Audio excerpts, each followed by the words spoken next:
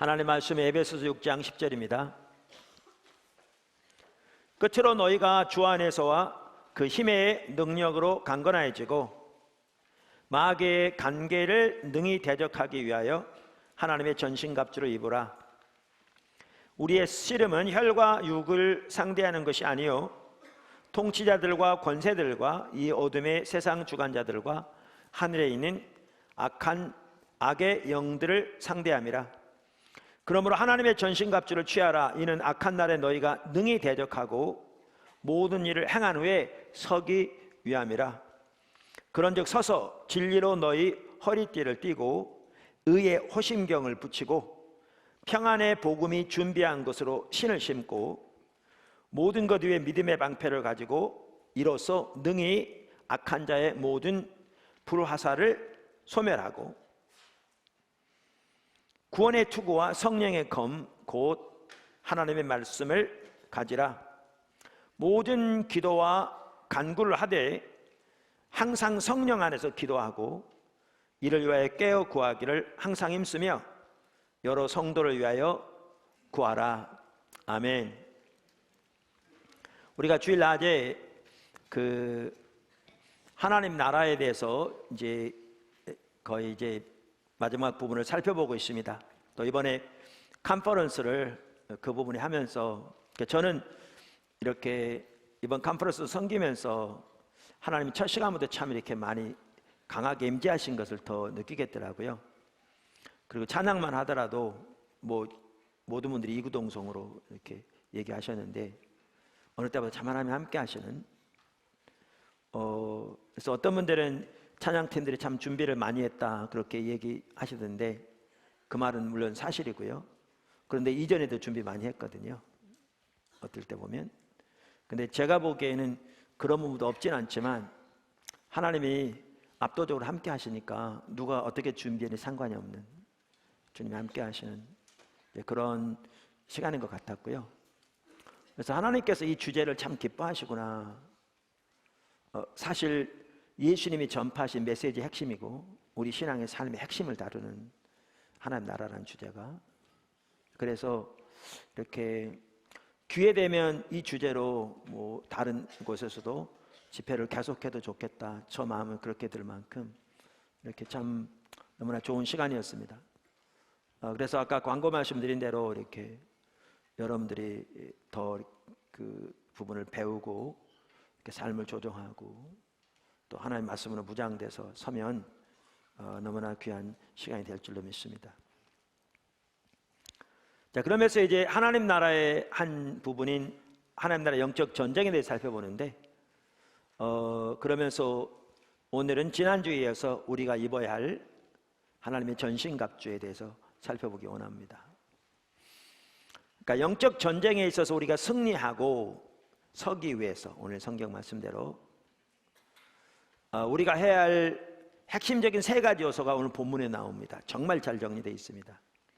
그리고 우리가 이 삶을 살면 놀라운 승리의 삶이 있을 겁니다. 첫째가 뭐죠? 지난번에 살펴본 대로 영적으로 강건해져야 한다. 그게 10절에 나옵니다. 그리고 성경은 영적으로 강건해지는 길을 그 두 가지로 말하고 있죠. 주 안에서, 이 말은 예수님과의 연합을 의미하는데 하나는 예수님과 연합된 사실로 인하여, 또 하나는 예수님과의 친밀한 교제를 통해서, 특별히 하나님의 얼굴을 구하는 삶을 통해 우리 속사람이 강건해지는 거죠. 강력하게. 또 한 가지 여기에 보면 그 힘의 능력으로, 그러니까 이 말은 에베소 3장에 나오는 것처럼 하나님께서 하나님의 영광의 풍성함을 따라 우리에게 성령을 통해 능력으로 강력하게 무장시켜 주시되 능력을 부어주시되 우리에게 우리의 속사람이 강건케 되어진 능력을 부어달라고 사도 바울이 기도하는데 그 부분을 말하는 거죠. 우리가 그 부분을 살펴보았고요, 지난주에. 그 다음에 여기 또 하나 이제 여기서 제시하고 있는 핵심적인 길이 뭡니까? 하나님의 전신갑주를 입으라. 그 다음에 세 번째가 뭡니까? 18절에 나오는 대로 항상 성령 안에서 기도하라. 그래서 오늘은 이제 지난주에 이어서 그 두 번째 부터 살펴보겠습니다. 하나님의 전신갑주를 입으라. 아멘. 그러니까 여기에 보면 하나님의 전신갑주를 입으라고 말하면서 그 당시에 로마 군인들이 입었던 그 갑옷을 이제 비유하면서 그걸 영적으로 지금 사도 바울이 말하고 있습니다. 그러니까 이걸 보면 우리가 먼저 모든 성도는 하나님의 군대인 걸 볼 수 있습니다. 우리는 민간으로 살기 원합니다. 민간으로 전쟁과는 상관없이 그저 평화롭게 편하게 안락하게. 그런데 우리가 예수를 믿는 순간부터 우리가 영적 전쟁의 실체를 인정하건 안 하건 상관없이 우리는 극심한 치열한 영적 전쟁의 최첨단에 서게 되고요, 우리는 하나님의 군대입니다. 그러니까 우리가 그걸 인식하지 못할수록 그것은 당하는 것이겠죠. 우리 하나님의 군대입니다. 뿐만 아니라 여기에 보면 하나님의 전신갑주를 입으라 이렇게 말한 걸 보아도 알 수 있듯이 어둠의 세력과의 이 영적 전쟁에서 우리가 이길 수 있는 길은 하나님의 자원을 의지하는 겁니다. 자, 그래서 하나님의 전신갑주를 입으라는 말은 이처럼 마귀의 그 간계를 우리의 힘으로, 세상적인 지혜로, 우리의 경험으로 이길 수 있는 것이 아님을 명확하게 볼 수 있고요, 우리는 어둠의 세력을 이기는 데 있어서 하나님께서 능력을 베풀어 주시고 그 하나님의 능력을 힘입는 것을 배우고 하나님의 자원으로 승리하는 것을 배워야 합니다. 아멘. 자, 그러면서 사도 바울이 여기에 전신갑주 6가지를 지금 그 당시 로마군이 입었던 갑옷에 비유해서 언급합니다. 그 6가지는 허리띠, 흉배, 신, 방패, 투구, 그 다음에 검입니다. 자, 하나씩 살펴보겠습니다. 진리의 허리띠. 그러니까 로마, 이렇게 여러분 옛날 영화를 보시면 로마 군인들 옷이 길었어요. 그래서 그들이 무장할 때 가장 먼저 착용한 군장은 허리띠였습니다. 그러니까 허리띠로 이 몸을 이렇게 묶어야 민첩하게 움직일 수 있는 거죠. 뿐만 아니라 이 허리띠에 칼 등 무기를 장착할 수 있었습니다.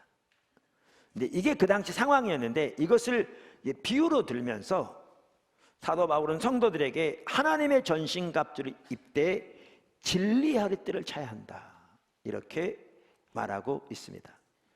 그럼 여기서 말하는 진리가 뭔가, 제가 오늘 1부 예배가 끝난 다음에 우리 지체가 와서 자기가 과거에 배울 때는 진리 허리띠는 하나님의 말씀, 전반적 하나님의 말씀, 그래서 말씀으로 무장돼야 한다 이렇게 배웠는데 제가 오늘 설명한 내용이 그렇지 않아서 좀 자세하게 좀 설명해 주세요 그러더라고요. 근데 여기 진리라는 단어에 정관사가 없을 뿐만 아니고요, 앞에 이 단어의 갑옷의 배경에 구약의 성경 구절들이 있습니다. 그래서 전체적으로 그러한 성경적인 배경이라든가 이런 것을 토대해서 학자들은 일반적으로 제가 말하는 그렇게 이해합니다. 그래서 여기에 진리 허리띠는 뭐냐? 진실함과 정직함입니다. 진실함과 정직함. 그러니까 우리가 영적 전쟁에서 승리하기 위해서 가장 먼저 입어야 할 갑옷이 뭐냐? 진실함과 정직함, 혹은 진실함과 성실함입니다. 성실함입니다. 제가 오늘 페트라 주석을 많이 인용할 텐데 귀한 주석입니다, 제가 보기에. 그리고 어떻게 보면 거의 대부분의 경우에 있어서 일부를 제외하고는 저도 정확하게 같은 의견을 가지고 있고요. 그래서 그 페트라 주석에 보면 여기 이렇게 얘기합니다. 그러니까 진리로 너의 허리띠를 띠고, 이 부분에 대해서 허리띠를 띠고는 당시의 의복으로 인해 생겨난 은유이다. 당시 의복은 발목까지 내려오는 긴 옷이었다. 그래서 전투를 하기 위해서는 먼저 옷을 붙들어 매야 했다. 이렇게 의복을 잡아매는 띠는 진리이다. 여기서 진리는 복음이라기보다는 진실함과 충실함을 의미한다. 왜냐하면 본절의 은유가 이사야서 11장 5절에서는 공의로 그 허리띠를 삼으며 성실로 몸의 띠를 삼으리라고 기술하여 메시아에게 적용되기 때문이다.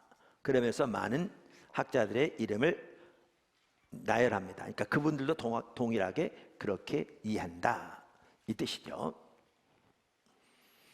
여러분, 이걸 기억하십시오. 사탄의 유일한 목적은 어떻게 보면 하나님의 백성들인 우리에게서 도둑질하고 죽이고 훔치기 위한 겁니다. 우리가 지난주에 살펴봤습니다. 사탄의 유일한 목적은, 그러니까 사탄은 하나님께 직접적으로 대적할 수 없습니다. 사탄은 피조물입니다. 그의 능력은 강하지만 그가 천사장이었을 때 하나님께서 그에게 부여해 주신 그 능력이죠. 아직 거두지 않았을 뿐이죠. 하나님의 주권적인 계획과 섭리 가운데서. 그래서 사탄이 하나님을 대적할 수 없고요, 사탄이 하나님의 나라를 직접적으로 공격할 수 없습니다. 그래서 사탄이 집중적으로 공격하는 대상이 하나님 나라의 백성들인 우리들입니다. 하나님의 자녀들, 반격하는 거죠. 그런데 사탄의 목적은 딱 하나입니다. 요한복음 10장 10절이 말한 것처럼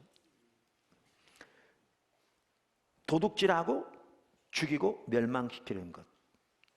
그러니까 우리에게서 하나님의 유업을 도둑질해가고 하나님의 생명의 역사를 빼앗아가고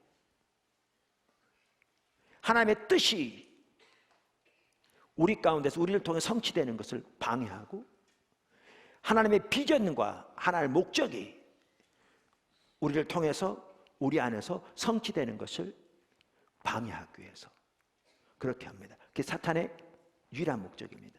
죽이고, 그러니까 도둑질하고 죽이고 멸망시키는 것. 근데 사탄은 이 일을 위해서 어떠한 수단이나 어떠한 방법도 개의치 않습니다. 어떠한 속임수, 어떠한 거짓말, 어떠한 간사한 계획 전혀 개의치 않습니다. 이게 심각한 겁니다. 사탄이 거짓말을 할 때 그것은 그의 본성을 드러내는 겁니다. 그는 거짓말하는 자의 아비입니다. 그리고 사탄은 밤낮 쉬지 않습니다. 이 영적인 싸움을 우리가 하고 있는 겁니다. 이게 얼마나 심각한가 보십시오. 심각한가 보십시오. 이러한 상황에서 이 영적 전쟁에서 승리하려면 진실함과 정직함으로 허리띠를 떼야 합니다. 다시 말하면 사탄이 사용하는 방법을 그대로 사용하면서 사탄과의 전쟁에서 절대로 승리할 수 없습니다.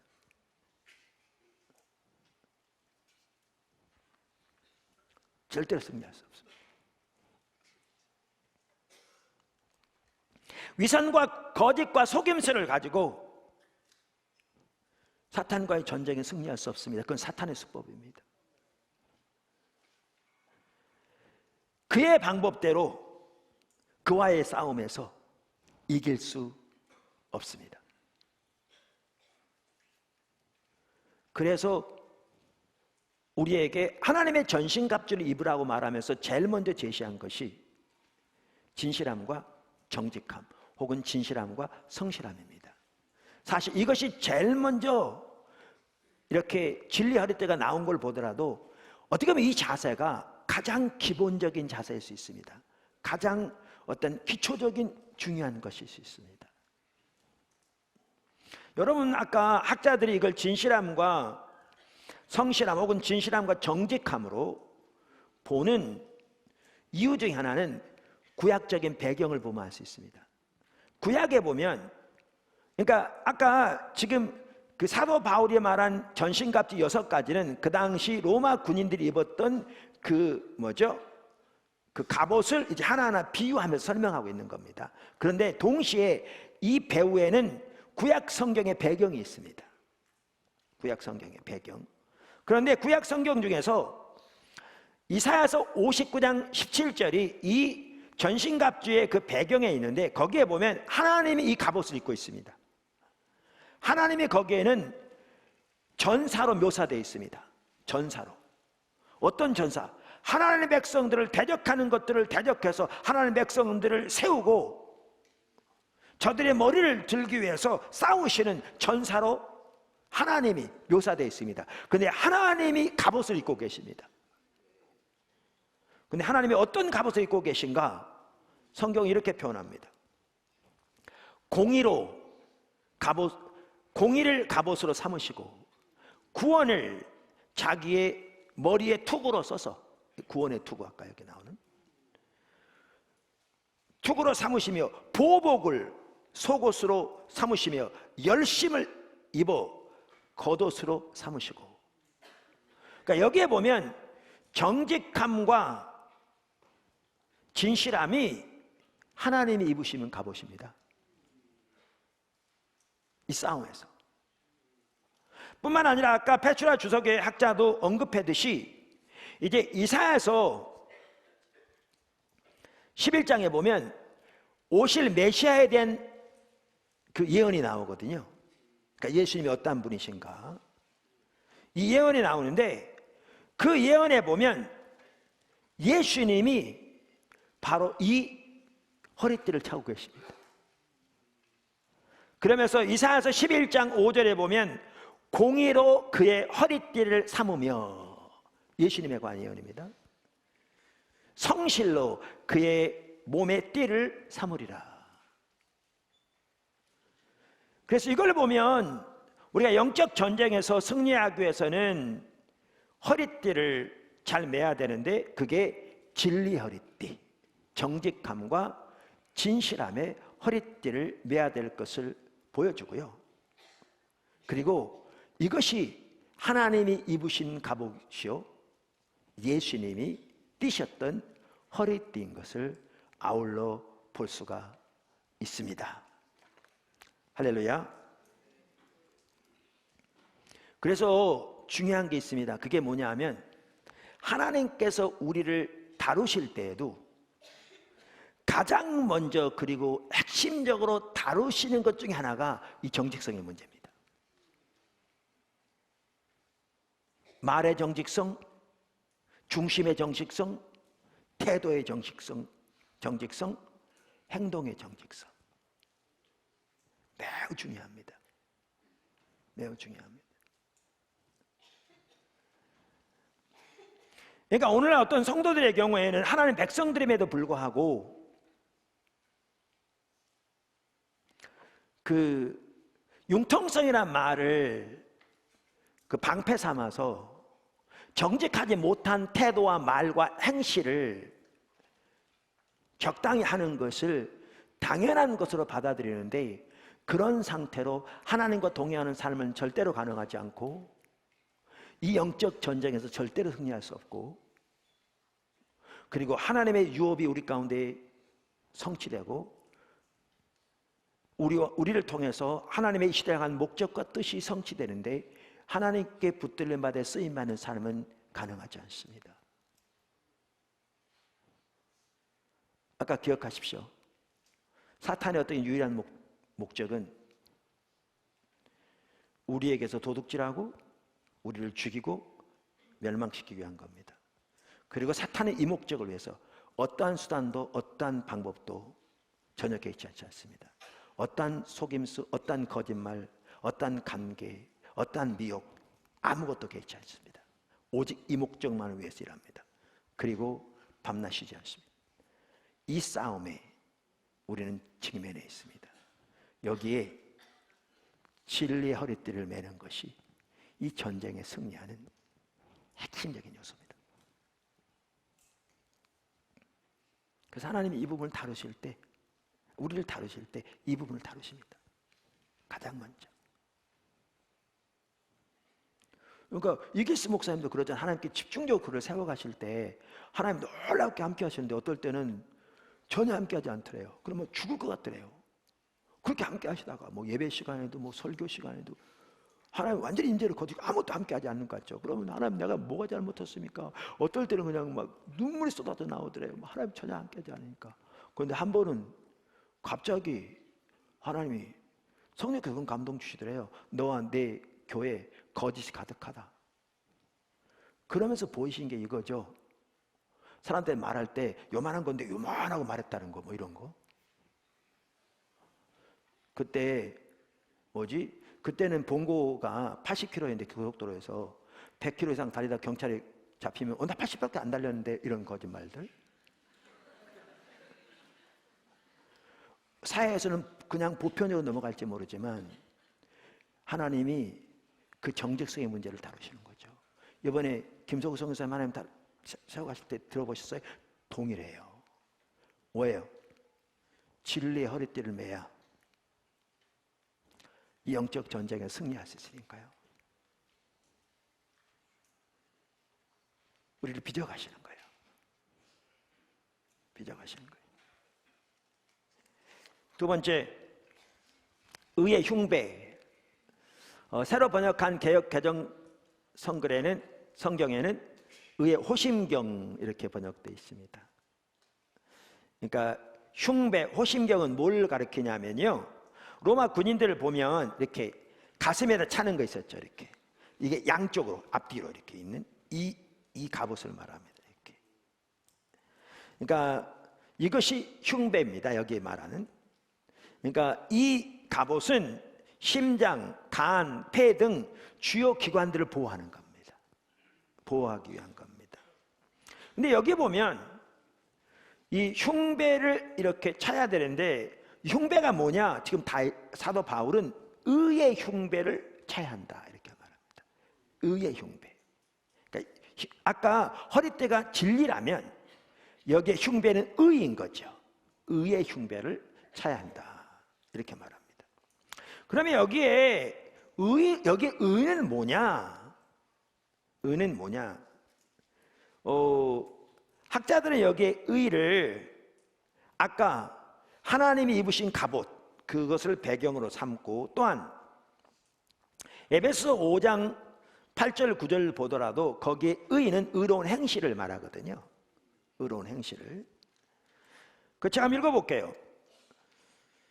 너희가 전에는 어둠이더니 이제는 주 안에서 빛이라. 어둠은 하나님 나라, 그러니까 어둠은 사탄의 나라의 특징인 거죠. 거기에서 하나님 나라, 빛으로 특징되어지는 하나님 나라로 우리가 옮겨진 거잖아요, 우리의 신앙이. 그러면서 이제는 빛이라, 빛의 자녀처럼 행하라. 그러면서 빛의 열매는 모든 착함과 의로움과 진실함에 있느니라 이렇게 말함으로써 이러한 구절들을 토대로 해서 여기에 의는 의로운 성품과 행실을 말한다라고 이해합니다. 근데 저는 당연히 여기에 의로운 성품과 행실을 의미하되 예수 그리스도의 의를 힘입는 그것을 같이 저는 말합니다. 이해합니다. 왜냐하면 그것도 영적 전쟁에서 매우 중요한 무기거든요. 그래서 저는 두 가지 다를 여기에 포함시키기를 원합니다. 제가 아까 페투라 주석을 읽어보겠습니다. 이렇게 돼 있어요. 흉배는, 이제 개역 한글에 흉배는 목에서 허벅다리까지 가리는 것으로 가슴과 폐를 보호하는 역할을 한다. 이 은유는 이사야 59장 17절에서 하나님께 적용되고 있다. 아까 살펴본. 여기서 의는 그리스도인한 칭의, 그러니까 믿음으로 말미암아 의롭게 되는 것, 칭의가 아니라 올바르고 선한 도덕적 온전함을 의미한다. 그러면서 몇몇 학자들도 의미합니다. 이렇게 얘기하는데, 아까도 말씀드린 저는 그 두 가지를 다 여기에 포함시킬 수 있다. 특별히 영적 전쟁에서 이 두 가지 다 핵심이다. 이렇게 말씀드리고자 하는 겁니다. 자, 그럼 여기 의의 흉배 중에 한 부분이 뭐냐면, 우리는 철저하게 오직 예수 그리스도의 의만을 힘입어 서야 합니다. 할렐루야. 그것이 우리를 보호합니다. 우리가 앞에 살펴봤습니다만 사탄의 가장 큰 무기 중에 하나는 고소하는 겁니다. 사실 사탄이라는 단어 자체가 뜻이 참소하는 자, 고소하는 자라는 뜻입니다. 그래서 사탄의 가장 큰 무기 중에 하나가 고소하는 것, 참소하는 것입니다. 그런데 그것으로부터 우리를 보호하는 것이 십자가의 공로를 믿음으로 의지하는 것입니다. 다시 말하면 오직 예수 그리스도의 의를 의지하는 것입니다. 의의 흉배를 차는 것입니다. 쉽게 설명하면 내 속에 어떠한 선한 것도 없는 것을 선명히 인식하고, 그렇기 때문에 예수 그리스도가 우리의 의가 되신다는 사실을 선명히 인식하고, 자기 의를 의지하는 것을 배설물처럼 버리고 오직 십자가의 공로만을, 그 의만을 믿음으로 의지하여 순간순간 하나님 앞에 서는 것, 이것이 영적 전쟁에서도 가장 중요한 요소 중에 하나입니다. 십자가의 삶을 우리 모두는 배우고 살고 그 안에 자라나야 합니다. 여러분 보십시오. 이 십자가의 공로를 믿음으로 의지하는 것, 오직 예수 그리스도만이 우리의 의가 되신 삶의 반대가 자기 의를 의지하는 거거든요. 자기 행실을 의지하는 거, 자기 열심을 의지하는 거, 자기의 육신을 의지하는 것이거든요. 이게 율법주의예요. 근데 이게 십자가의 원수로 향하는 거예요, 성경에 보면. 그러니까 갈라디아 교회 같은 경우에, 그리고 초대교회 같은 경우에는 예수를 믿는 믿음에 더해서 유대인의 전통 할례 등 육신을 의지하여 섰잖아요.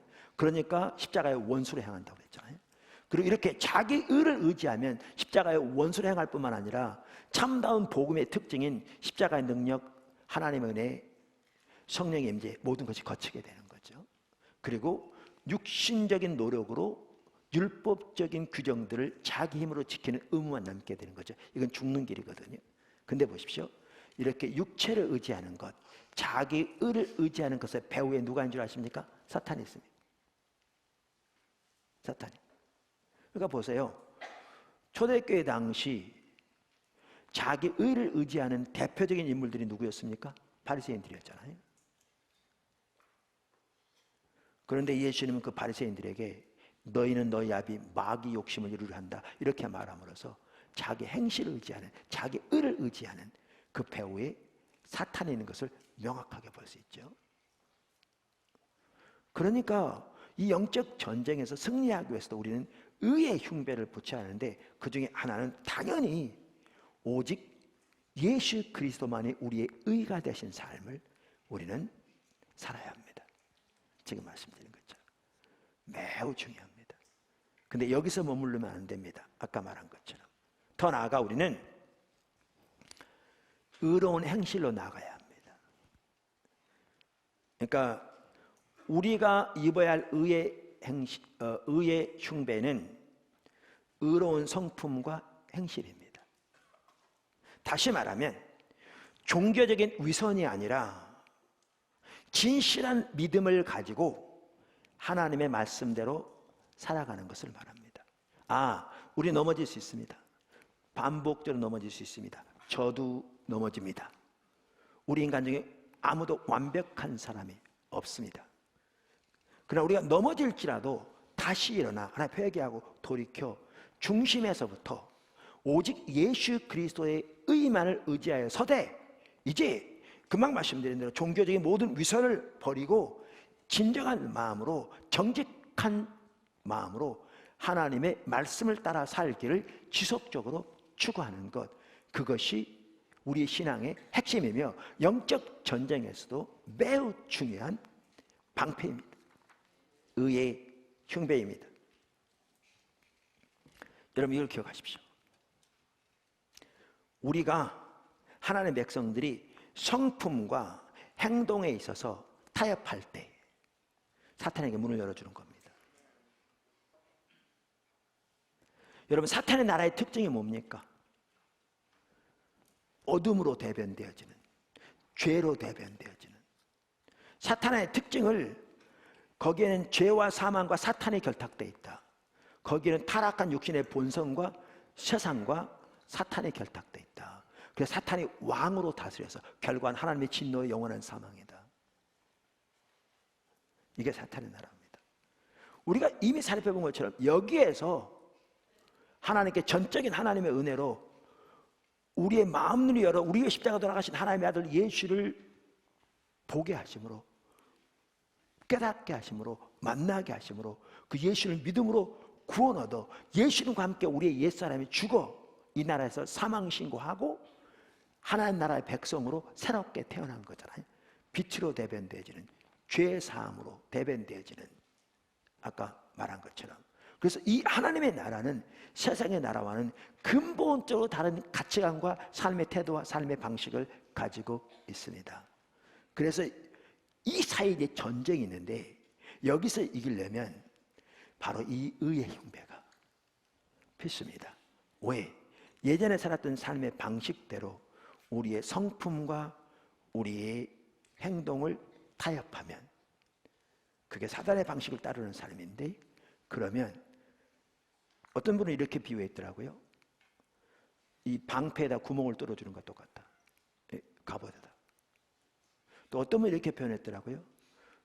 문을 열고 사탄에게 들어가고 초청하는 것과 똑같다. 그래서 영적 전쟁에서 중요한 부분은 바로 이 부분입니다. 하나가 의의 흉배. 여러분 이거 아십니까? 예수님께서 이렇게 말씀하셔서 사탄이 내게 오지만 내 안에는 그를 위한 자리가 하나도 없다. 어디에 그런 말이 있냐고요? 요한복음 14장 30절에 있어요.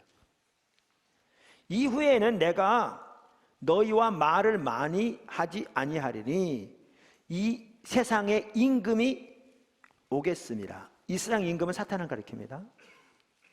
근데 뭐라고 말씀하셨냐면 예수님이 제자들에게, 그러나 그는 내게 관계할 것이 없으니.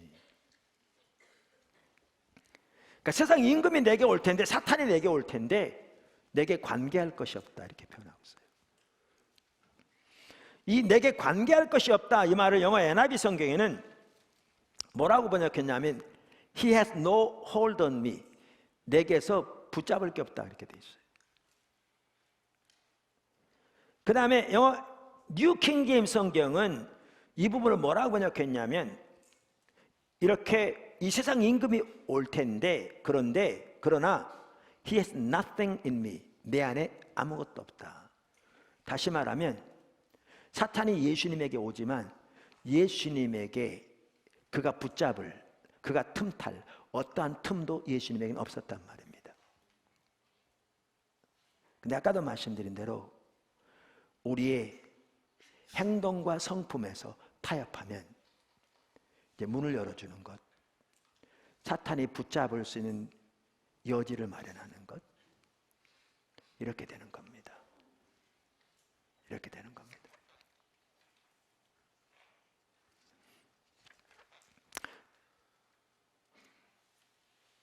어떤 분을 보면 부부 사이를 타협하면서 자기에게만 성령의 은사를 가지고 여기저기 다니며 사역하면서 때로는 그것을 통해서 자기의 유익을 취하는 사람들 있거든요, 가끔. 여러분 기억하십시오. 영적 전쟁에서 절대 살아남지 못합니다. 못 살아납니다.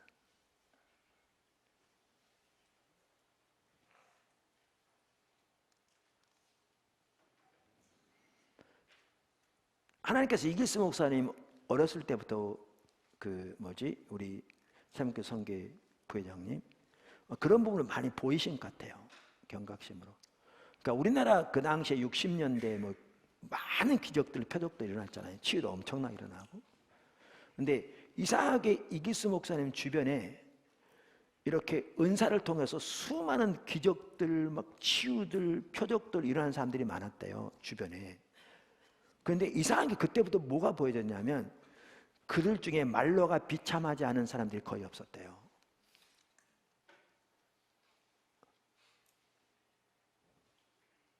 뭘 말해주려 아십니까? 성품과 행동에서 타협하고 영적 전쟁에 살아날 수 없습니다.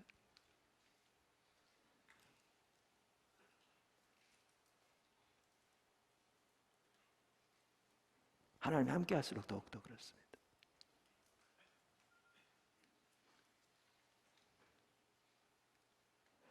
여러분, 영적 전쟁은 리얼, 실제적인 것입니다. 소설이 아니고. 씨름이라고 비유할 만큼 우리가 살과 살을 맞대고 땀과 땀이 섞이는 것처럼 매우 가까이 실제적인 피 튀기는 거라 그 말이죠.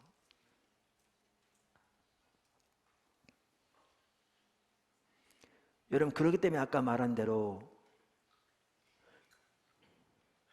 말에서, 행동에서, 성품에서 적당히 타협하면서 그거를 지혜라는 말로 커버하고 융통성이라는 말로 커버하는 사람들, 때로는 예수 믿는 사람들 중에서도 종종 있는데 영적 전쟁에서 절대로 승리하지 못한다고요. 마귀의 유일한 어떻게 보면 목적은 우리에게서 도둑질하고 죽이고 멸망시키는 것이라는 거예요, 우리를.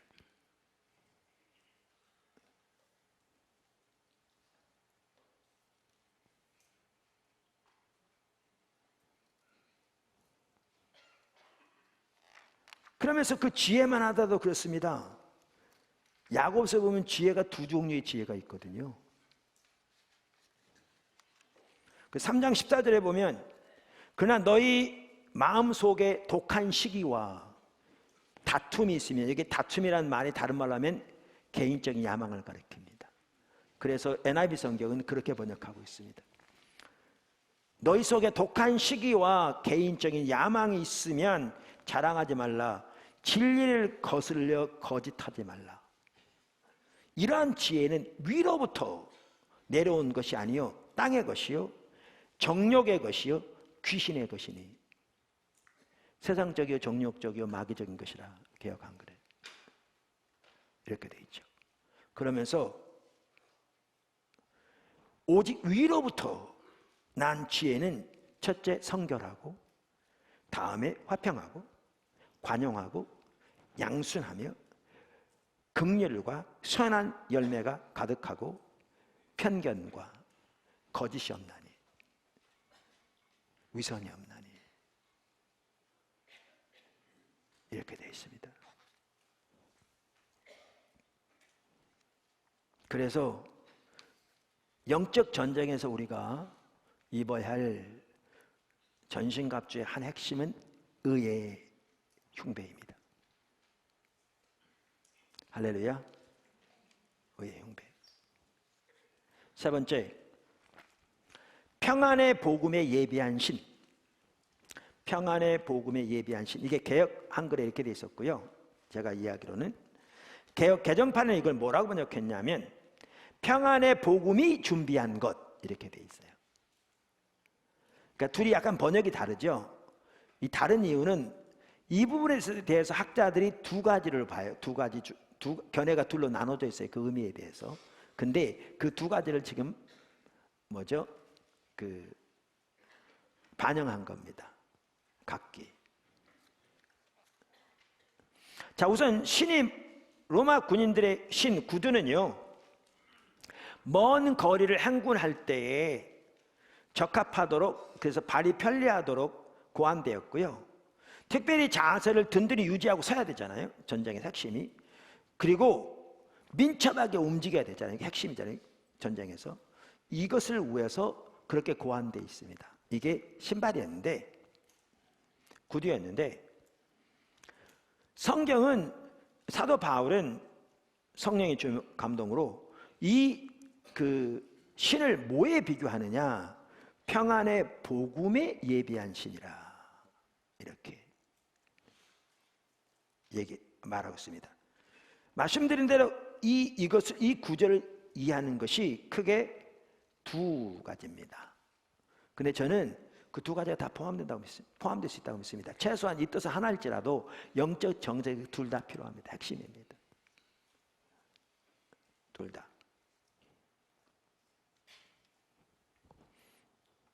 자, 그 중에 하나는 뭐냐? 하나는 우리는 언제든지 평화의 복음을 다른 사람들에게 나눌 준비가 되어 있어야 한다라는 겁니다. 페트라 주석만 하더라 조금만 읽어볼 텐데 이게 아니고 두 번째 것이다 이렇게 얘기합니다. 그러면서 그 근거로 뭐를 드냐 하면 여기에 지금 영적 전쟁에서 싸우는 무기를 말하고 있는 것이니까 이게 아니다라고 그러는데요. 아닙니다. 영적 전쟁에서 전쟁을 위해서도 이 부분이 필수적인 요소 중에 하나입니다. 필수적인 요소 중에 하나입니다. 무슨 말입니까? 우리가 하나님 나라의 영적 전쟁을 전반적으로 살펴보면서 공격자는 누구라고요? 하나님이라고요. 예수님이라고요. 예수님이 사탄의 통치 아래 신음하는 그러니까 사탄의 나라에 침입해서 사탄의 권세를 묶고 그 아래 신음하는 세간을 사람들을 건져내서 구원하시고 자유케 하시고 치유하시고 회복시키신 것이 이 하나님 나라의 일이었잖아요. 그래서 공격자가 하나님이라고요. 예수님이라고요. 다시 말하면 교회죠. 교회가 하나님 나라의 전진기잖아요. 그럼 우리가 들어가되 뭐를 가지고 들어가는 겁니까? 하나님 나라의 말씀과 전인적인 치유사역. 이 모든 것들이 성령의 능력으로 되어지는 거죠. 말씀도 전인적인 치유사역도. 예수님 하셨던 것처럼 제자들이 했던 것처럼 우리가 해야 한다고 우리가 이미 살펴봤죠. 그래서 영적 전쟁의 수도 한 핵심이 뭐냐? 평안의 복음에 예비한 겁니다. 복음을 전할 준비가 되어 있는 거죠. 민첩하게 준비되어 있어서 하나님께서 귀해 주시는 대로 성령께서 인도하시는 대로 복음을 전할 수 있도록 예비되어 있어야 하는 거죠. 이것이 영적 전쟁의 핵심적인 요소입니다. 아멘. 사실 우리 모두가 이 부분에 준비되어 있어야 합니다. 그래서 앞으로 우리 모든 성도들을 복음을 잘 전할 수 있는 훈련도 또 시키려고 지금 하고 있습니다. 우리가 다 무장되어 있어야 합니다. 이 부분에 민첩하게 복음을 전할 수 있도록 성령께서 움직이실 때 바로바로 복음을 전할 수 있는 준비가 되어 있어야 되죠. 오늘 저녁에 무슨 날이라고요? 이웃 초청잔치라고. 뿐만 아니라 복음을 나누는 것은 우리에게 힘과 기쁨과 열정을 줍니다. 이것 또한 영적 전쟁에서 필수적인 요소죠. 송솔나무 형제님, 과거에 그 플루티스트, 우리 한번 간증하면 왔었잖아요. 귀한 분이죠. 지금 선교사님인데 하나님 나라를 정말 헌신적으로 귀하게 섬기는 하나님의 사람입니다. 얼마나 귀한 분인지. 그런데 그분 와서 여기서 간증할 때 그 얘기했잖아요. 신앙이 침체되고 기쁨이 사라지고 마음이 괜히 어려워지면 나가 전도한다고. 전도하다 보면 기쁨이 다시 샘솟고 활력이 다시 생기고 믿음의 활력이 생기고 다시 감사의 마음이 넘친다고. 지금 우리 수요 전도팀들 동일한 간증을 여러 차례 하는 것을 제가 주변에서 볼 수 있었습니다. 영적 전쟁의 한 핵심은 평안의 복음을 전할 준비가 되어 있는 겁니다. 성령께서 기회를 인도하실 때 민첩하게 복음을 전할 수 있는 준비. 할렐루야. 그 다음에 또 하나 여기에 다른 각도에서 보는 견해도 있습니다. 그게 뭐냐면, 근데 그게 뭘 의미하는지 저는 둘 다 포함된다고 믿는다니까요. 영적 전쟁은 실제로 둘 다 필수적입니다. 그 다른 하나는 뭐냐면 평안의 복음에 굳게 서 있는 겁니다. 뭐에 서 있는 거라고요? 평안의 복음에 굳게 서 있는 겁니다. 다시 말해서 하나님과의 화평한 관계 속에서 항상 다른 사람들과 복음을 나눌 영적 자세를 갖추고 있어야 한다, 그 말입니다. 제가 페트라 주석 아까 잠깐 언급했는데 읽어보겠습니다. 이 부분에 대해서 본절의 의미에 대한 해석은 예비한 것에 해당하는 헬라어 헤토이마시아를 어떻게 해석하느냐에 따라 두 가지로 나눈다. 그러면서 하나가 뭐냐, 혹자는 헤토이마시아가 이사야서 52장 7절에 유리한 것으로, 이사야 52장 7절에서 유리한 것으로 보아 본절은 복음을 선포하기 위하여 준비하는 것을 의미한다고 주장한다. 그래서 학자들 쭉 얘기합니다. TEB 성경, 또 많은 다른 성경들도 그렇게 번역하고 있습니다. 또 두 번째, 혹자는 또 다른 사람들이죠. 헤토이마시아가 시편 8편 1절에서 9편 14절에서 유래한 것으로 보아 본절은 악의 세력과의 전투에 대항하기 위하여 평안의 복음으로 준비된 상태를 의미한다고 주장한다. 그래서 많은 학자들을 쭉 언급합니다. 그러면서 아까 페트라 주석의 학자는 이렇게 말하죠. 이 두 견해 중 후자가 타당하다. 왜냐하면 본절은 마귀의 괴계에 대항하여 올바로 서기 위해서 전신갑주를 입는 것이기 때문이다. 그런데 이 목적을 위해서도 첫 번째도 매우 중요하다고 아까 말한 대로.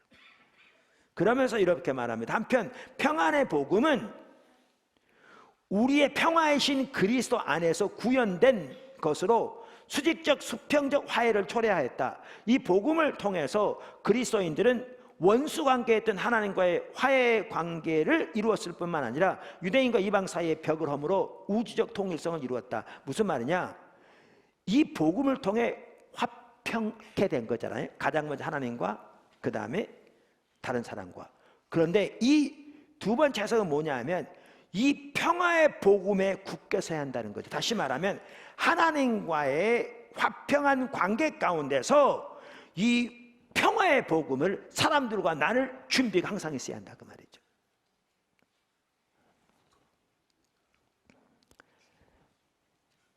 여러분 뭔 말이냐면요, 영적 전쟁에서 한 핵심이 뭐냐면 사탄을 이간질시키는 겁니다. 사탄을 이간질시키는 거예요. 교회와 교회, 성도와 성도, 가정에서 남편과 아내, 부모와 자식 등 이간시키는 겁니다. 서로 비방하는 거죠. 여러분이 환상을 믿건 안 믿건 상관없이 지금 제가 나누고자 하는 이야기가 말하고자 하는 말은 그 의미가 매우 깊다고 생각하는데요. 어떤 외국분이 쓴 책에 보니까 하나님께서 그에게 환상을 보여주셨는데 너무나 또렷하게 하나님의 군대를 일으키시는데 사탄의 세력들이 그 하나님의 군대에 대해서 군대를 향해서 집중적으로 화살을 쏘더래요. 근데 자세히 보니까 사탄의 세력들이 타고 있는 말이 성도들인 거죠. 예수 믿는. 그리고 사탄의 세력들이 쏘는 화살이 성도들의 말인 거죠. 자기중심적인 말. 무슨 말이냐면요, 우리 이번에 하나님 나라에 대해서 이렇게 학자들을 이렇게 초청해서 귀한 학자들 이번에 강의도 듣고 그랬는데 컨퍼런스 시간에 너무 좋은 시간이었죠. 지금 다 올라가 있습니다. 동일한 얘기 하잖아요. 타락의 본질이 뭐냐? 하나님 중심적인 삶에서 자기 중심적인 삶으로 전환한 거라고요. 다른 죄들은요, 이 본질에서 나온 겁니다. 그 열매들이에요. 간음도 그 열매, 살인도 그 열매, 도둑질도 그 열매, 거짓말도 그 열매, 다 열매들이라고요. 근데 죄의 근원은 뭐냐? 하나님 중심적인 삶에서 자기 중심적인 삶으로 전환한 거죠. 하나님은 하나님 중심적인 삶으로 우리를 창조하시고 그게 우리의 신앙의 핵심인데, 근데 자기 중심적인 삶, 그러면 보십시오. 하나님의 백성들이 자기 중심적인 삶으로, 그 가치로, 자기가 보는 대로, 자기 판단하는 거로, 자기 생각을 따라 자기 중심적인 자세로 상대방을 판단하고 비방하는, 이게 사탄이 사용하는 가장 주된 무기 중에 하나입니다. 하나님의 일을 대적하고 교회를 분리시키고 싸우고 대적하게 만드는. 여러분 오늘 한국교회만 하더라도요, 교회가 온전히 연합되어서 하나 된 교회 드물 만큼 싸우고 분파 나눠져 있는, 서로 대적하는 그것이 너무나 심각합니다. 근데 그 근본 원인이 뭔 줄 아십니까? 원인이 자기가 보는 관점에서 자기 중심적으로 상대방을 판단하는 말들이 화살처럼 교회 안에 쏟아지기 때문에 그렇습니다. 이거 지옥됩니다. 완전히 지옥. 가정 이러면 가정 완전히 지옥되고요. 사탄이 가정의 유일한 목적이 뭐라고요? 우리에게 도둑질하고 우리를 죽이고 우리를 멸망시키는 거라고 그랬는데, 그것을 위해서 사용하는 가장 주된 방법이 지금 제가 설명하고 있는 방법 중에 하나가 이 방법입니다. 그 성경에 보면 갈라디아 5장 15절에 만일 서로 물고 먹으면 피차 멸망할까 하노라 이렇게 되어 있거든요. 그게 사단의 수법입니다. 이게 정확하게. 여러분 성경에 의하면요 교회가 그리스도의 몸이에요. 근데 모든 이 지체들이 몸의 지체들이 다 이렇게 제자리를 차지해서 머리로부터 다 연결되어 있어야 제 기능을 다 하잖아요. 그런데 이 지체들이 다 떨어져 있고 서로 대적한다면 어떻게 되겠습니까? 그래서 성경에서는 교회가 하나 되는 게 그만큼 중요한데 그 사도 바울은 고린도교회만 하더라도 자기 의붓어머니를 데리고 살면서 그걸 자유라고 정말 말도 안 되게 주장하는 그런 사람들도 있었다니까요. 근데 그것도 다르고 음란의 문제도 다르지만 가장 먼저 분파의 문제를 다룬다니까요. 가장 길게 왜? 그만큼 교회가 하나 되는 게 중요하니까. 근데 이런 상황인데 오늘 한국교회만 하더라도 교회 안에 분파나 분쟁과 싸움과 다툼이 없는 경우가 드물 만큼 이 문제가 그토록 심각하다니까요. 어떤 데는 이렇게 어떤 그 기사들을 보고 그러면 신천지 같은 데는 양쪽 편에 서가지고 서로 싸움을 붙여요.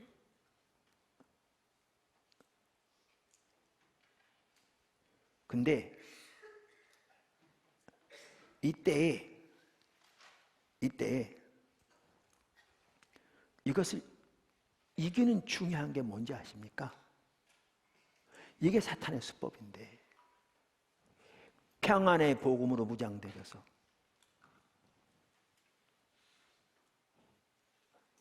하나님과 올바른 관계 가운데서 무장되어 있으면서 평안의 복음을 전할 준비가 되어야 된다고요.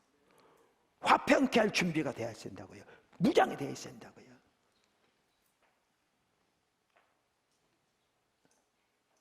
이게 영적 전쟁의 필수적인 요소입니다. 필수적인 요소. 그래서 하나님께서 우리를 세워가시고 빚어가시는데 한 중요한 부분이 뭐냐? 관계의 부분을 무장시키는 겁니다. 관계의 부분. 제가 김석우 선교사님 얘기를 자주 해서 죄송합니다. 왜냐하면 최근에 그 부분을 이렇게 다루게 되었고 또 얘기 나와서 여러분 간도 듣고 그래서 나누는 건데 그분이 아프리카에 그 선교사로 갔을 때도요 그 지역이 이러면 선교사님 사이만 하더라도 갈등이 가장 심한 지역이었다니까요. 근데 그분이 가서 그분들이 포도나무교회 지체들이 촉매가 되어져서 나중에는 그 선교사 사회 전체가 하나 됐다니까요. 뭘 의미하는 줄 아십니까? 바로 이 평안의 복음을 전할 준비로 무장되어 있는 걸 의미하는 거죠.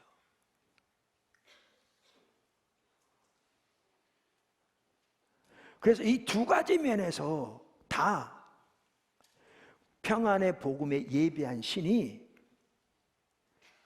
우리의 영적 전쟁에서 우리를 승리로 이끄는 매우 중요한 요소입니다. 매우 중요한 요소입니다. 할렐루야. 네 번째, 믿음의 방패. 우선 여기 방패에 대해서는 지난번에 이미 살펴봤습니다. 이렇게 조그마한 방패를 말하는 게 아니고요. 큰 방패. 그래서 이렇게 쭉 연결해 놓으면 이렇게 담처럼 벽처럼 이렇게 쌓이는. 여러분 영화 보시면 로마 군대에 대한 그 영화에 많이 그런 게 나옵니다. 그 당시에 가장 큰 그 공격 무기 중에 하나가 뭐였냐면 그 불화살이었다니까요.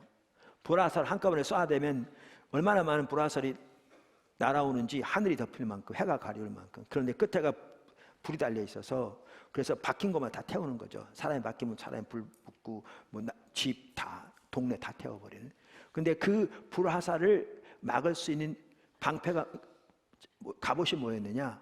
방패를 쭉 연결해서 그 뒤에 숨는 거고 그 방패는 그 뭐죠? 뭐 처리돼 있어서 그 당시 약품이 처리돼 있어서 거기에 화살이 꽂히면 불이 꺼지는 거죠.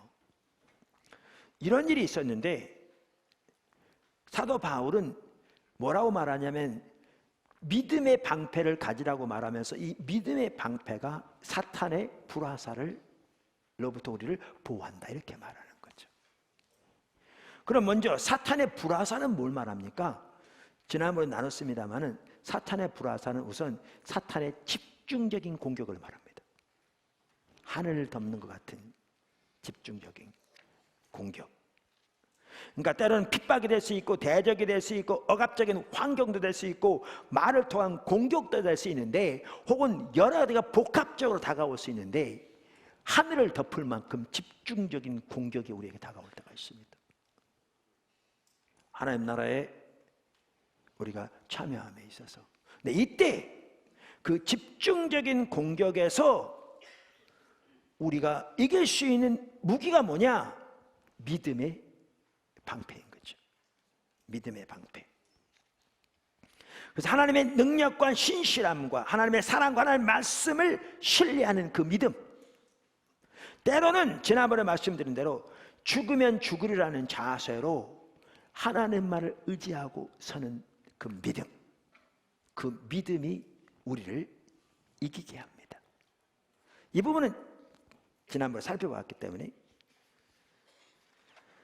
이 부분에 대해 페트라 주석은 이렇게 말합니다. 모든 것에 믿음의 방패를 가지고 이 부분 말하면서 방패의 헬라어 뒤레오는 온몸을 가릴 수 있는 긴 방패를 가리킨다. 그리스도인이 마귀와 영적 전투를 함에 있어서 방패는 믿음이다.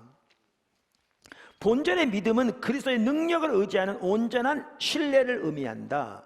하나님을 의지하는 온전한 신뢰, 그분의 능력, 그분의 신실하신 그분의 주권적인 통치, 그분의 말씀 등등. 한편 악한 자의 모든 화전은 11절에서 언급된 마귀의 괴계를 가리키는 것으로 마귀에 의한 모든 공격, 즉 핍박, 의심, 절망 등을 의미한다. 그런데 아까 말한 대로 집중적인 공격을 말하는 거죠. 때로는 억압적인 환경도 될 수 있고요. 여러분 느헤미야 지금 지난번에도 잠깐 언급했는데 하나님께서 예루살렘 성을 중건할 때가 되었을 때 가장 먼저 하신 일이 뭐냐 하면 느헤미야에게 그의 형제 예루살렘을 방문하고 돌아온 형제 하나니를 통해서 예루살렘 하나님의 도성 하나님의 백성인 예루살렘과 예루살렘 거민들이 처해 있는 상태를 깨닫게 하셨어요. 그래서 그는 기도로 나갑니다. 여러분 얼마 전에 쓴 나온 선지자의 기도 다시 언급하지만요, 옛날에 나온 중보기도 책을 제가 새롭게 수정 보완해서 낸 거거든요. 특별히 하나님을 집중적으로 찾을 때 반드시 같이 가는 것 중에 하나가 뭔지 아십니까? 그 기도입니다.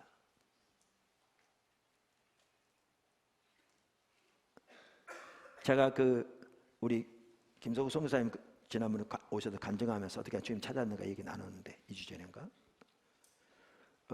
그분을 이렇게 하나님 인도하셔서 아프리카로 갔잖아요. 그때 우리는 축복해서 보냈습니다. 근데 제 눈에는 교회가 파송할 일은 아니었거든요. 하나님이 교회를 움직이지 않았거든요.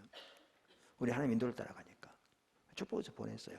근데 어떻게 해서 우리가 파송하게 됐냐면 제 안식월 기간 동안에 영국에서 거기 팀들하고 같이 보내면서 또 나누고 섬기고 있었는데 남아공에 방문해 달라는 요청이 있었어요. 그래서 시간을 내서 영국에서 남아공 갔어요. 지금도 기억이 나요. 런던 공항에서 이놈 직원이 남한인지 북한인지를 구별 못하고 있더라고요.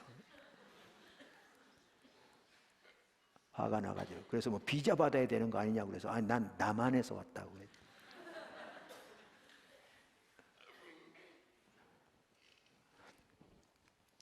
근데 가서 보니까 하나님의 행하심이 딱 보이더라고요. 어떻게 딱 보여서 그래서 그게 계기가 돼서 파송하게 된 거거든요. 그리고 그게 계기가 돼서 이렇게 다 인도하시고 계시니까 하나님의 너를 따르는 게 이렇게 딱 오묘하고 절묘해요. 딱딱 맞아 들어가요. 근데 그때 제가 나누면서 지금도 인상에 남는 게 있어요. 한국 교회는 처해 있는 이런 상태 얘기하면 그분은 전혀 몰랐겠죠. 눈에서 눈물이 핑 돌아요. 왜 그게 있는 줄 아십니까? 왜? 교회의 영적인 상태가 선명히 보여지고 하나님 앞에 긍휼과 자비를 구하며 하나님의 교회를 회복시키도록 하나님 앞에 그분의 보좌를 두드리는 삶을 사니까 그 눈물이 있는 거예요.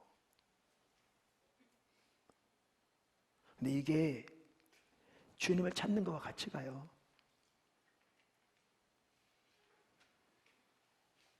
같이 갑니다.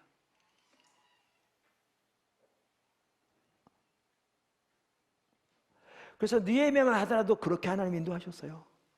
그래서 그게 계기가 돼가지고 하나님이 정말, 이게 강권적인 역사죠. 아닥사스 왕이 이렇게 그를 총독으로 임명해서 예루살렘 중건하도록 보내잖아요. 그러면서 지난번에 약간 살펴봤듯이 도비야와 산발랏을 중심으로 해서 집중적인 방해가 있어요. 이런저런 방해. 근데 나중에 보면 그 방해 중에 하나가 뭐냐면 나중에 위협하다가 이제 쳐들어오려고 그래요. 그럴 때 어떻게 한 줄 아십니까? 어떻게 한 줄 아세요? 느헤미야가 이스라엘 백성들을 둘로 나눠요. 그래가지고 한쪽은 무기를 들고 경비를 서요. 다른 한쪽 일할 동안에. 그 다음에 교대로 그렇게 해요. 밤낮으로. 그러니까 자세히 보면요, 거의 잘 시간이 없었던 것 같아요. 내용 보면. 그리고 그렇게 하다 보니까 농사를 잘 못 돌봤겠죠. 그래서 흉년까지 들어요. 그 정도 되면 우리는 이러겠죠. 우리가 하나님 이렇게 일하는데 하나님이 그럴 수가 있습니까? 흉년이 들다니요, 몇 배로 다 잘 되게 해주셔야. 우리는 이런 이해를 가지고 있는데, 농사를 돌볼 겨를도 없이 그 일에 매진했으니 어쩌면 흉년 드는 게 당연한 결과였겠죠. 근데 그 상황에서 느헤미야가 하는 말이 그 말이에요. 여호와의 성일을 앞두고 내일은 여호와의 성일이니 단 것을 먹어라. 여호와를 기뻐하는 것이 너희의 힘이라. 이게 믿음의 방패예요.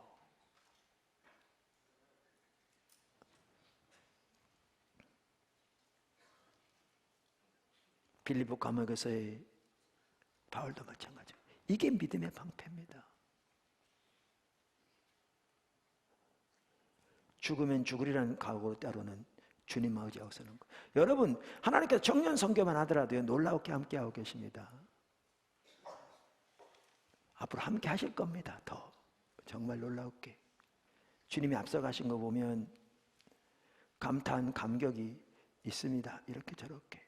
자, 그런데 하나님의 위대한 일일수록 큰 대가 지불이 요구될 뿐만, 우리는 다 시빌리언처럼 민간인처럼 살기 원한다니까요. 비치에 가서 편하게 누워서 맥주 한잔 마시면서, 맥주 마시지 마십시오. 근데 마시면서 뭐 이렇게 오락하고 그 선텐하고. 그러니까 여러분, 이런 휴가를 갖지 말라는 얘기는 아니에요. 내 얘기는 신앙생활을 그렇게 이해한다니까요. 선텐하고 맛있는 과일 먹고 애들하고 뭐 이렇게 놀다가 돌아온, 이런 식으로 얘기하는 거예요. 그러니까 그런 삶을 살면서 그냥 교회의 몇 가지 종교적 의식만 하면 되는. 근데 이 하나님 나라 영적 전쟁이 이처럼 치열하게 이루어지고 있는데,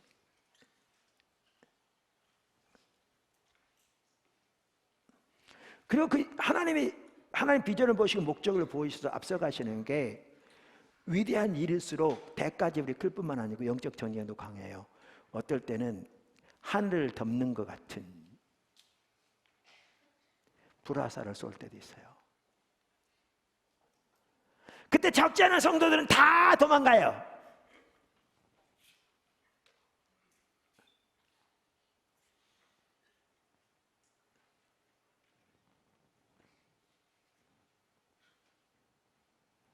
근데 하나님의 사람들은 하나님 비전을 보고 느헤미야 때처럼,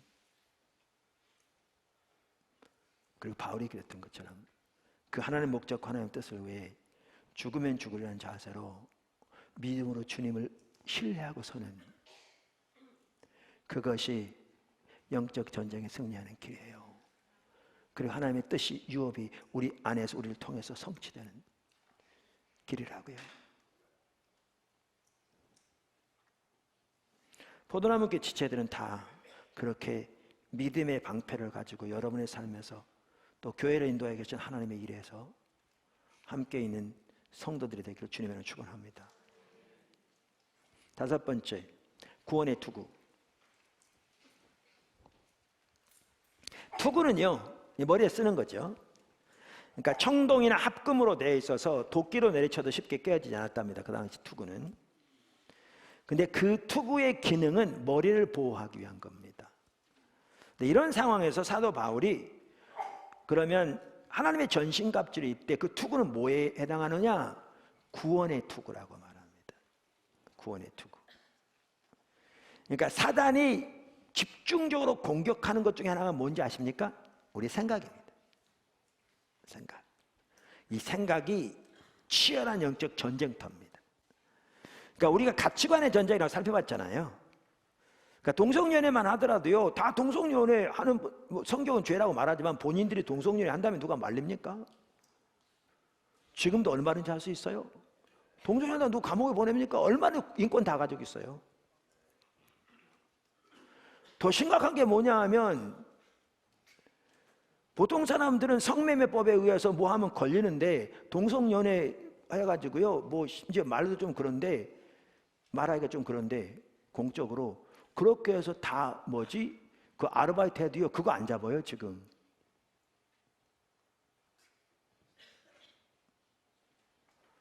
그리고 그 동성연애 때문에 에이즈가 급속도로 젊은이들 가운데서 그 대가가 어마어마해요. 그 지불할 게. 왜냐하면 외국에서 다 하는데, 외국에서는 동성연애 치료할 때 여러분 죽을 때까지도 에이즈 가지고 살 수 있대요. 근데 돈이 몇 천만 원 들어요, 매년. 제가 알기로는. 근데 외국 같은 데 그렇게 되면 자기가 돈 내서 자기가 보험을 사가지고 해야 돼요. 근데 한국은 다 국민의료보험공단을 써요. 그 모든 돈을.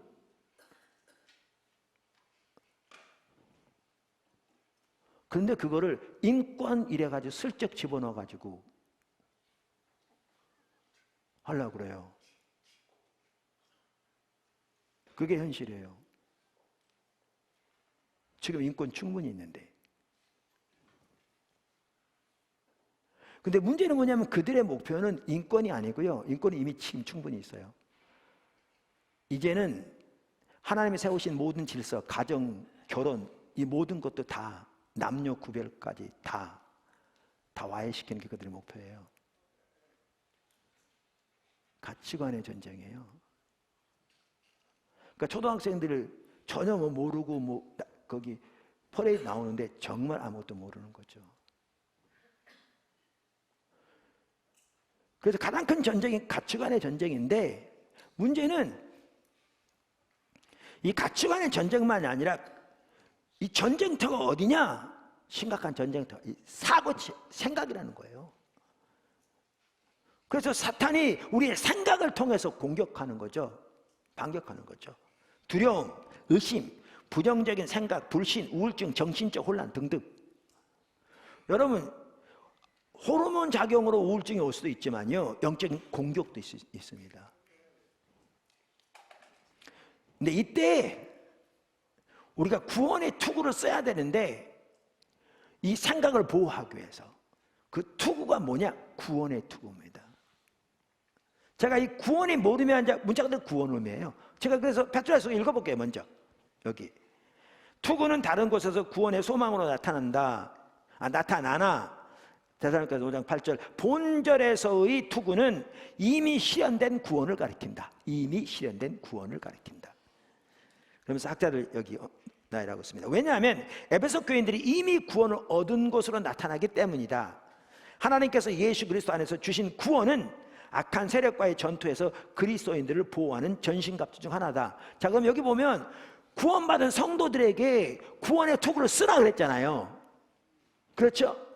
구원의 투구인데 이미 구원받은 성도들에게 구원의 투구를 쓰라, 그 말은 뭐예요? 구원의 확신을 가지라는 거죠. 그 구원의 토대에 서라, 그 말이에요. 아멘? 이미 하나님께서 우리에게 주신 이 구원의 이 토대 위에 서라, 그 얘기죠. 그래서 여기에 중요한 게 뭐냐면, 제가 얼마 전에 그 설교한 우리 인생의 가장 중요한 두 가지 지식, 하나님이 누구인가, 하나님의 내가 누구인가.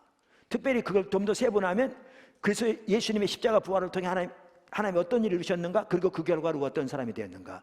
그러니까 우리에게 주신 구원이 얼마나 위대하고 하나님이 우리 사랑하신 하나님의 사랑이 얼마나 크고 놀라우며 우리가 하나님에서 얼마나 존귀한 존재이며 우리를 하나님이 얼마나 우리의 큰 권세를 주시고 위대한 하나님의 일로 우리를 부르셨는가를 단순히 지적으로 뿐만 아니라 영적으로 아는 것, 하나님의 말씀에 토대해서 이게 우리의 삶 전체에서 뿐만 아니라 영적 전쟁에서 이게 핵심적입니다. 이게 구원의 투구입니다. 제가 여러 번 말씀드렸잖아요. 포도나무교회에서 우울증이 심하게 걸려가지고 여러분 사실 우울증 걸려서요 이렇게 어려운 일 당한 사람 많아요 요즘. 근데 심하게 걸려서 그것이 생리적인, 그러니까 호르몬적인 것이건 아니면 영적인 공격이건 걸려 있는 성도들 중에 제가 아는 모든 성도들이 다 치유됐어요. 포도나무 치재들. 어떤 분은 사회적으로 활동이 가능하지 않는 분까지 다 치유됐어요. 근데 그 핵심이 뭔지 아십니까? 저는 이게 보이더라고요. 하나님 우리 얼마나 사랑하시고 예수님 십자가를 통해 어떠한 승리를 이루셨고 바로 이 구원의 투구,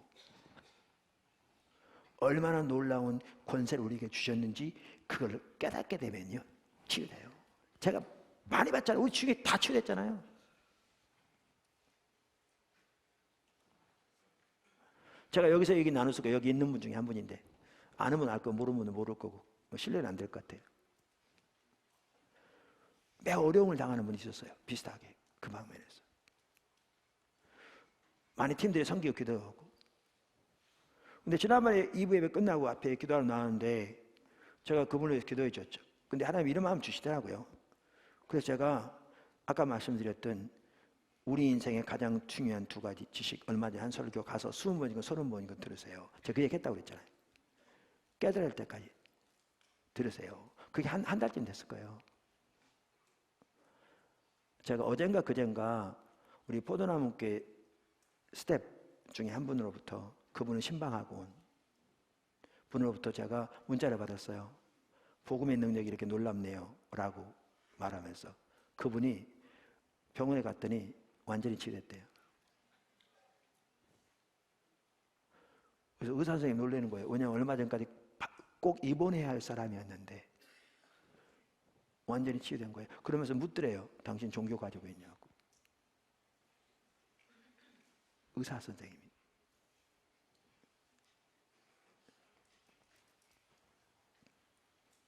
구원의 투구. 할렐루야. 영적 전쟁에서 우리의 사고, 생각을 보호하는 핵심적인 무기입니다. 구원의 투구.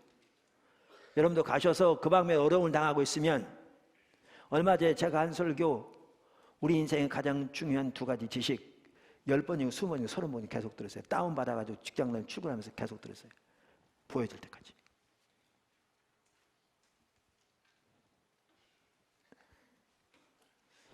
할렐루야. 6번째, 성령의 검. 여기에 이제 검은요, 그 당시 로마 이 군인들이 사용하던 검인데 큰 장검 말고 30cm나 40cm 되면 이 작은 검이에요. 여기 뭐죠? 그 허리띠에 메고 있다가 특별히 육탄전에서 신속하게 적을 찌르기 위한 그 무기가 이 검이었어요. 근데 그러니까 이 무기는 방어용 무기일 뿐만 공격용 무기이기도 해요. 보면. 그런데 이렇게 이 칼을 썼는데 사도 바울은 이걸 뭐에 이걸 비유해서 그러면 검을 어떻게 말하냐면 영적인 하나님의 전신갑주로서 성령의 검, 곧 하나님의 말씀이라 이렇게 말하는 거예요. 그러니까 여기 하나님의 말씀이에요. 하나님의 말씀이란 단어의 말씀이란 단어는요, 레마란 단어예요. 레마란 단어입니다. 여기. 그러니까 하나님의 입에서부터 나오는 말씀이에요. 그 다음에 이게 성령의 검이라고 나와요. 다시 말하면 성령께서 주시고 성령에 의해 사용되는 검을 말하는 거죠. 그러니까 성령이 주시거나 성령에 의해서 사용되는 하나님의 입으로부터 나오는 말씀이 지금 여기에 검이에요. 검이에요. 그러면 여기에 검이 뭘 말하겠느냐라는 거죠. 구체적으로 뭘 말하겠느냐. 제가 존 더반이라는 그 출판사에서 나온 매우 복음적인 출판사입니다. 미국에 얼드먼, 존 더반, 베이커 이런 출판사들이 다 복음주의적인 매우 귀한 출판사들입니다. 미남 침례교단 출판사 등 거기 그 외에 그렇습니다. 그 존 더반에서 나온 The Expository Bible Commentary라는 주석 시리즈가 있어요. 거기에 에베소 주석을 쓴 학자가 이렇게 정리했더라고요. 여기 하나님의 말씀이 뭘 의미하느냐? 종합적으로 말하면 여기에 말씀을, 검을 학자들이 크게 5가지로 본다는 거예요. 그러니까 5가지 중에 하나를 본다는 것은 의견이 다르다는 거죠. 5가지를 말한다는 거죠. 첫째, 일부는 이 말씀을 구약의 성경 말씀으로 이해하고요. 두 번째, 일부는 예수님과 사도들의 말씀, 즉 그게 나중에 신약이 되는 거죠. 세 번째는 복음으로 이해하는 거죠. 복음이 하나의 능력입니다. 아까 제가 페트라 주석을 안 읽었나요? 그 읽으면 페트라 주석 이렇게 돼 있어요. 그러니까 그분도 이걸 복음으로 보는 거죠. 예, 제가 읽어볼게요. 성령의 곧 하나님의 말씀을 가지라. 전신갑주 중에서 유일한 무기는 성령의 검이다. 성령의 검은 하나님의 말씀이며 이는 성령에 의해서 주어진다. 그러면서 본절의 말씀에 해당하는 헬라어 레마는 복음을 가리킨다. 그러니까 이분도 복음으로 보는 거예요. 그 다음에 네 번째는, 그러니까 이거 일부는 또 어떻게 보느냐면, 네 번째죠. 그 순간에 심각한 필요를 채우기 위해 성령께 주시는 말씀, 이렇게 말하고요. 그 다음에 마지막으로 일부는 또 어떻게 보느냐, 성령께서 기독교인을 통해서 하시는 기도, 그러니까 성령이 우리를 통해 하는 기도, 일부는 그걸 방언기도라고 말하기도 하는데, 왜 그렇게 보느냐면 18절에 아까 말한 무시로 성령을 기도하라, 이제 이걸 근거로 그렇게 말하는 거죠. 제가 보기에는 이거는 이제 주로 오순절 계통의 사람들이 그렇게 얘기하는 것 같습니다. 자, 이렇게 보는데, 그러면 이 중에서 도대체 뭘 말하느냐? 아니면 이 외에 뭘 말하느냐? 이제 많은 거죠. 그러면서 그 스파지토리 주석은 이걸 설명했어요. 아주 잘 표현했어요. 그것이 뭐든지 이건 분명한 사실이에요. 예수님께서 마태복음에 나오는 시험을 받으시는 사건에서, 자 보세요. 예수님이 마태복음 4장에 보면 마귀의 시험을 받았잖아요. 그렇죠? 이때 예수님이 하신 말씀 중에 하나가 뭐냐면 하나님의 입으로부터 나오는 말씀으로 살리라, 이렇게 말씀하셨어요. 신명기 8장 3절에 인용하신 거죠. 그런데 이때 이 말씀이란 단어가 레마예요. 이때, 그러니까 하나님의 입으로부터 나오는 말씀, 레마예요. 하나님의 입으로부터 나오는 레마, 말씀. 그렇게 언급하신 것과 그 다음에 예수님은 마귀의 괴계를 대적하기 위해서 시적절한 뭐를 사용하셨죠? 성경 말씀을 사용하셨죠. 그러니까 여기 보면 말씀인데 성령에 의해 주어지고 성령에 사용되는 말씀이라, 하나님의 입으로부터 나오는 말씀이라고 그랬잖아요. 그러면 이 부분을 보면 저는 정확하게 뭔지는 모를지 모르지만 어느 정도 감을 잡을 수 있을 것 같아요. 예수님의 예를 보면 제일 좋은 예가 예수님 예거든요. 그럼 보십시오. 예수님은 3번 다 하나님의 말씀으로 대적하셨어요. 4장 4절에 기록되었으되 사람이 떡으로만 살 것이 아니요 하나님의 입으로부터 나오는 말씀으로 살 것이니라. 이 말씀을 왜 말하니까요. 그 다음에 7절에는 기록되었으되 주의 하나님을 시험하지 말라 했으니라. 10절에 기록되었으되 주 너의 하나님을 경배하고 다만 그를 섬기라 하였느니라. 그럼 이렇습니다. 이렇게 말씀으로 대적하기 위해서는 뭐가 우리에게 중요하냐면요, 하나님의 말씀이 우리 속에 풍성히 거해야 돼요. 할렐루야. 하나님의 말씀이 우리 속에 풍성히 거해야 돼요. 그러니까 우리가 이미 살펴본 대로 요한일서 2장 4절에 보면 우리의 받은 구원을 설명하면서 특별히 젊은이들, 이 말은 모든 성도를 다 포함하긴 하죠. 내게 저들이 악한 자를 이겼다 그랬는데 어떻게 이겼느냐? 말씀이 풍성히 거하여 이겼다 그랬잖아요. 연결되죠. 자, 그럼 읽어보겠습니다. 2장 14절. 아이들아, 내가 너에게 쓴 것은 너희가 아버지를 알았으며, 아비들아, 내가 너에게 쓴 것은 너희가 태초부터 계신 일을 알았으며, 청년들아, 내가 너에게 쓴 것은 너희가 강하고 하나님의 말씀이 너희 안에 거하시며 너희가 흉악한 자를 이겼습니다. 자, 그러면 보십시오. 중요한 여기 한 가지가 뭐냐면요, 하나님의 말씀이 우리 안에 거해야 합니다. 풍성히. 아멘. 바리새인들은 이론적으로 누구보다 하나님의 말씀을 많이 알고 많이 암송하고 많이 연구했지만 그 말씀을 따라 살지 않았어요. 교리였어요. 심지어 어떤 분은 그러잖아요. 요즘 조직 신학자 중에 성경 한 번도 안 읽은 사람들이 없지 않다고. 신학자들 책만 읽었지. 교리를 정리하는 거와 말씀을 통해 하나님의 길을 깨닫고 그 길에 삶을 조정해 삶을 드리는 완전히 다릅니다. 예수님은 하나님의 말씀이 자신의 생명이었어요.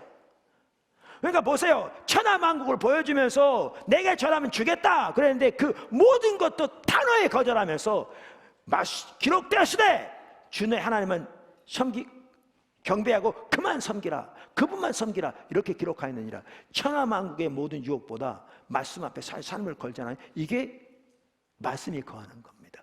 바리새인들은 이게 없었습니다.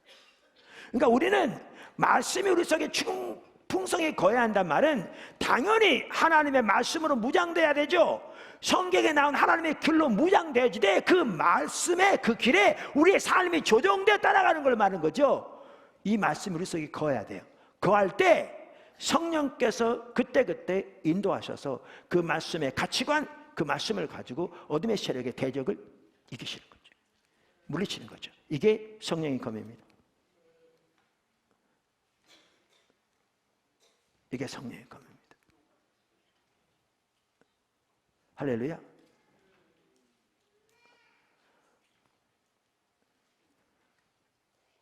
이와 같이 우리는 전신갑주를 입어야 합니다. 아멘. 자, 마지막 세 번째, 시간 얼마 안 남았는데 마지막 살펴보죠. 아까 뭐라고 그랬죠? 항상 성령 안에서 기도하라. 자, 우선 이렇게 이제 18절에 나오죠. 에베소서. 기도는 단순히 영적 전쟁을 위한 게 아닙니다. 그렇죠?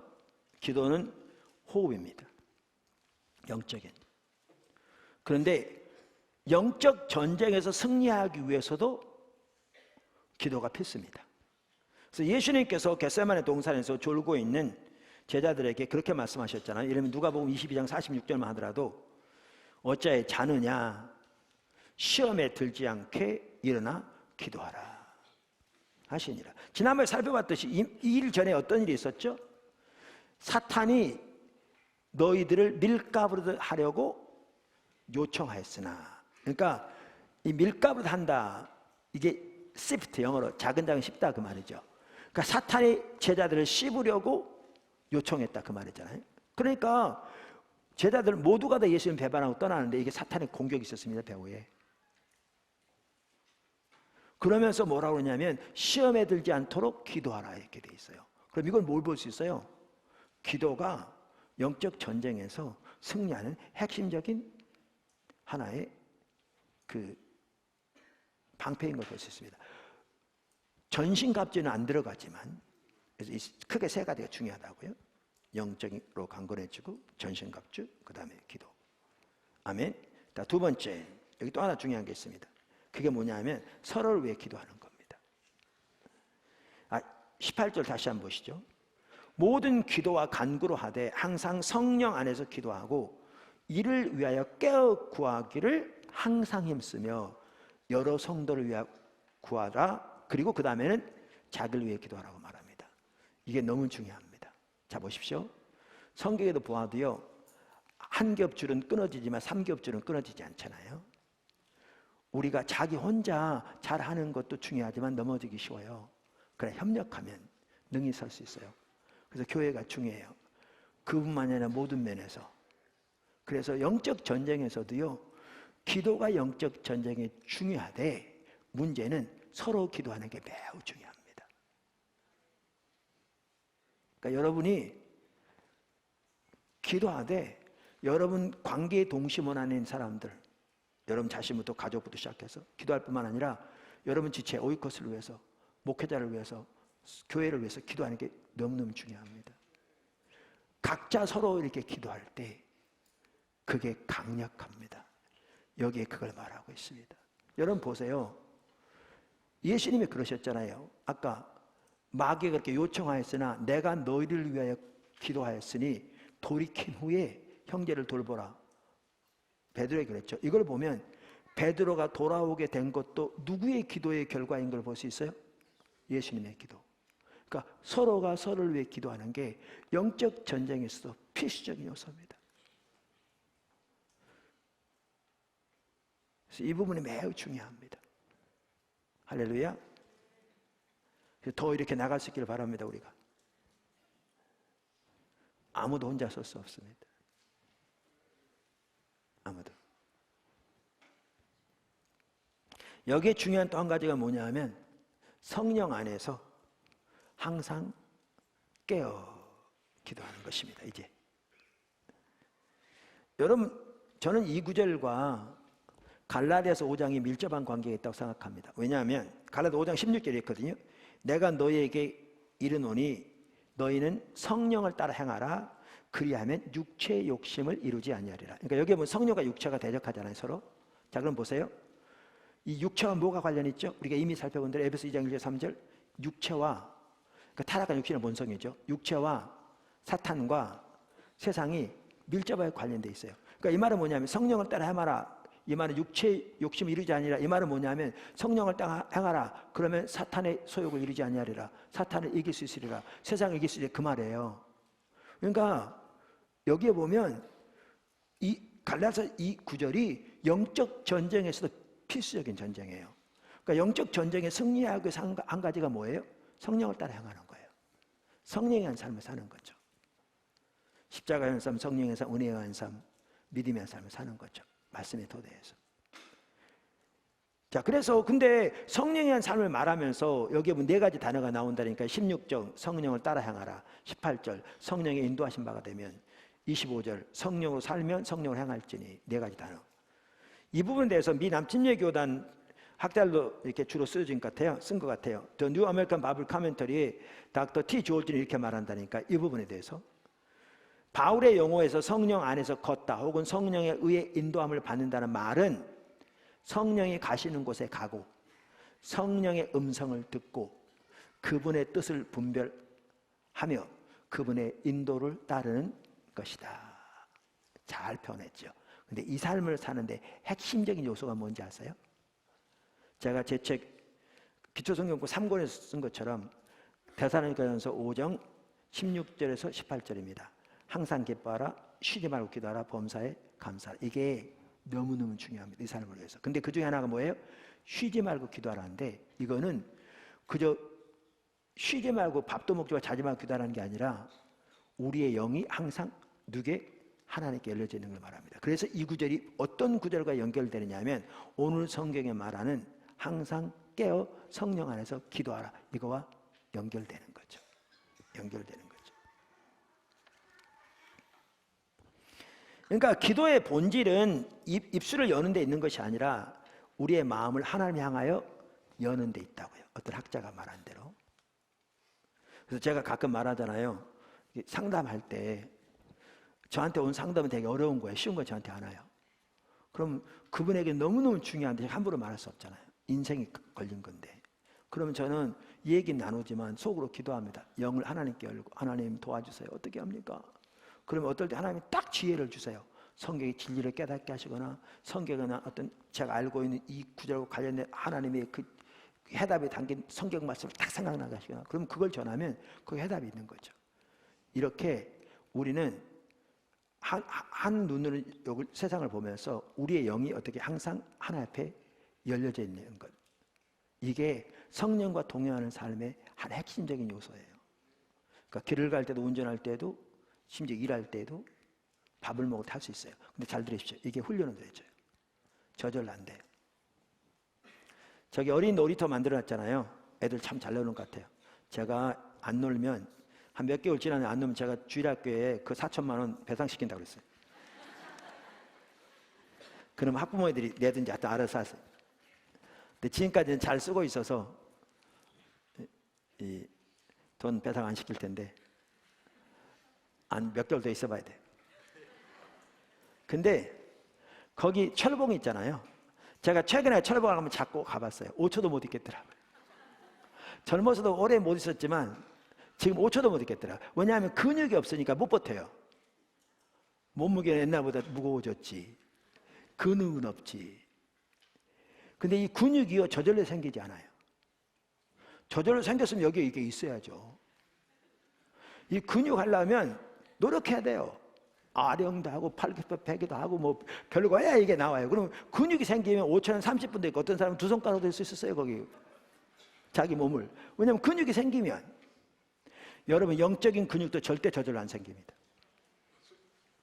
훈련을 통해 되어집니다. 하나님께 우리의 영을 이렇게 영이 열려져 있다. 이거요 절대 저절로 안 됩니다. 안 돼요. 수없이 많은 반복적인 실수를 통해서 훈련이 되어져야 운전할 때도 이게 되어지고 대화할 때도 되어지고 일할 때도 되어지지 저절로 되지 않습니다. 그래서 영적인 훈련이 중요한 거죠. 육신적인 훈련 못지않게 훨씬 더 영적인 훈련이 중요한 거죠. 그런데 이렇게 기도가 영적 전쟁에서도 승리의 필수적인 한 가지 요소인데 그 한 가지 매우 중요한 게 성령과 동행하는 삶을 사는 것이고 이거는 영적 전쟁뿐만 우리 신앙의 모든 면에서 필수죠. 그런데 거기에 한 핵심은 우리의 영이 우리가 무엇을 하든지 항상 하나님께 열려져 있는 겁니다. 이게 성령 안에서 항상 기도하는 것의 한 핵심입니다. 그리고 이 모든 것은 영적인 훈련으로 되어집니다. 훈련되어집니다. 오늘 하나님의 전신갑주 살펴봤습니다. 여러분 기억하십시오. 마귀는 한 가지 목적 가지고 있습니다. 그것은 우리에게서 도둑질하고 우리를 죽이고 멸망시키기 위한 겁니다. 그리고 마귀는 그 목적을 위해서 어떠한 수단, 어떠한 방법 가리지 않습니다. 어떠한 거짓말, 어떠한 속임수, 어떠한 미혹 아무것도 가리지 않습니다. 그리고 마귀는 24시간 쉬지 않습니다. 여기서 우리가 승리해서 하나님이 우리를 위해서 예비하신 하나님의 생명이 우리 삶 속에 넘치고 하나님의 뜻이 우리 삶 속의 삶을 통해 놀랍게 이루어지고 하나님의 유업이 우리에게 놀랍게 주어지고 이 시대를 향한 오는 세대를 향한 하나님의 목적과 비전이 우리 삶을 통해 이 땅과 열방 가운데서 놀랍게 이루어지는 교회가 하나님 나라의 전진 기지로서 귀하게 쓰임받는 삶을 살려면 오늘 살펴본 이 세 가지의 영적 전쟁의 무기들을 반드시 배우고 활용해야 합니다. 그래서 우리들이 다 그렇게 승리해서 성경은 말하는 대로 싸워서 이겨 든든히 서게 되시기를 그리고 하나님의 그 모든 유업이 다 이렇게 주어지고 그 모든 생명을 다 누리게 되기를 예수님의 이름으로 축원합니다. 기도하겠습니다.